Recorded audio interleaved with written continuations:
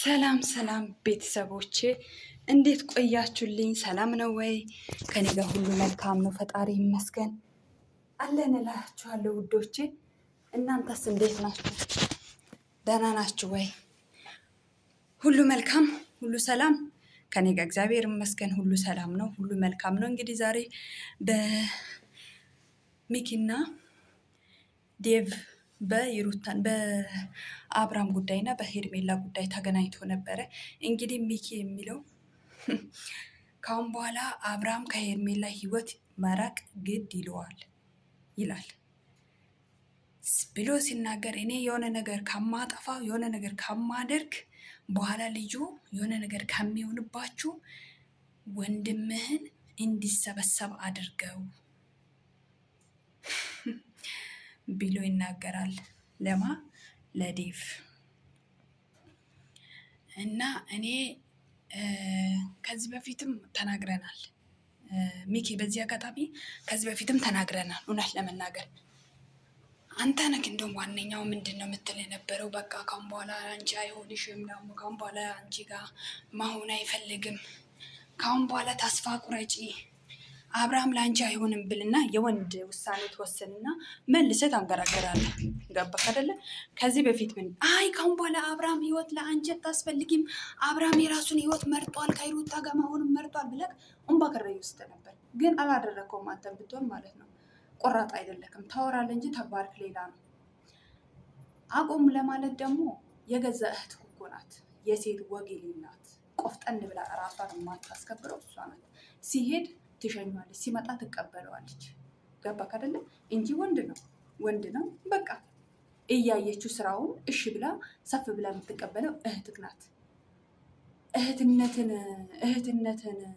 ነው እንጂ እህትህን ነው እንጂ መገሰጽ ያለባት። ታይ እንደዚህ አይደለም፣ በቃ ከዚህ ህይወት ሰው እራቅ ብለክ መቆጣት መናገር ያለብህ መጀመሪያ እህትክን ነው እንጂ ዴቭ ምንም አያደርግም። ዴቭ ህፃን ልጅ አይደለም። ዴቭ የሚቆነጥጠው ይሰማል ማለት እሺ ብሎ ሌላ ነው የሚያደርገው። እሱ አብርሃም የሚሰማ ልጅ ነው። አብርሃም እውነት የሰው የሚናገረውን ይሰማል? አይሰማም። ቢሰማ ኖሮ ዴቭ የሚናገረው ከሄርሜላ ጋር ሁን ሳይሆን ከሩታ ጋር ሁን ነበር እያለ የነበረው እውነት ለመናገር ማለት ነው። ግን አብርሃም ዴቭ እንኳን ተትሎ የገዛ እናት አባት የሚናገሩትንም አይሰማም። ገባክ አይደለ? ስለዚህ አሁን አንተ ምንድን ነው የምታወራው? ከዚህ በፊት ምንድን ነው የተፈጠረው? ከዚህ በፊት የተፈጠረው ነገር ነው እንዳልከው። አሁን ትክክል ነገር ነው የተናገርከው።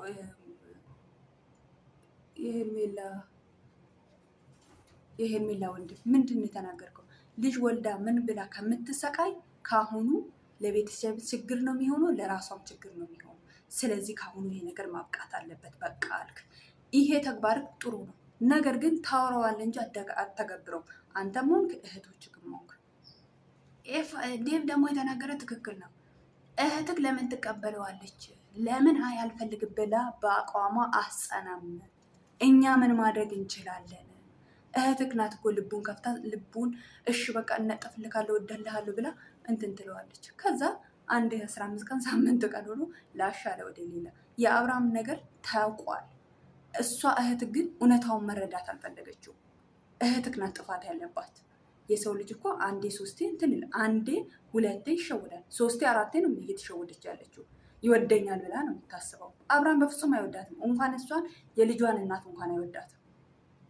ገባሽ አይደለ? እሱ ሴት ወዶ አያውቅም። በቃ ሲፈልግ ብቻ ነው ወደ ሴት የሚሄደው። እሱ ሲፈልግ ይሄዳል፣ እሱ ሲፈልግ ያባረራቸዋል። እንደዛ ነው አላማው የአብርሃም። ስለዚህ ከእንደዚህ አይነት ሰው ደግሞ ለነገ ከምታለቅስ ለነገ ከምታዝን እህትክን መናገር ባለብክ መልክ አናግራት።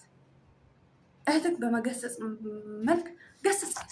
ከዛ ውጭ ዴቭ ጋር መተክ ዴቭ እንደዚህ ነው ብትል ያህል ምክንያት ሊሆን አይችልም። ምክንያቱም ዴቭ የሚናገረው ነገር አይሰማም።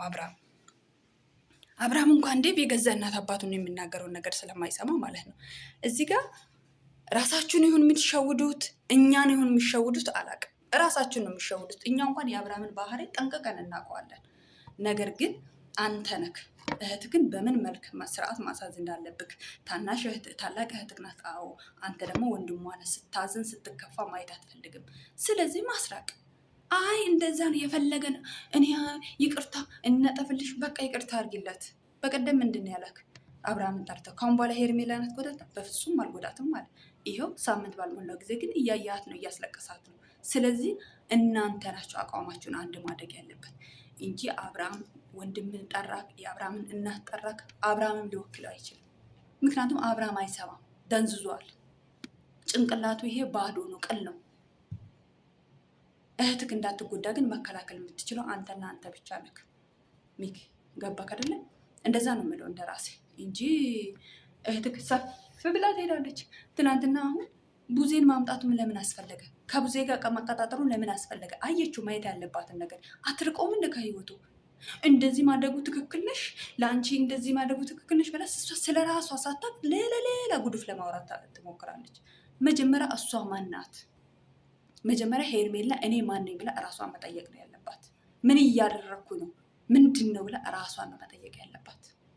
እህትክ በጣም ስህተት ነው እየሰራች ያለችው። ለወደፊትም ከአብርሃም ከቀጠለች ስህተት እየሰራች ነው እንጂ የምትሄደው ጽድቅ እየሰራች አይደለም።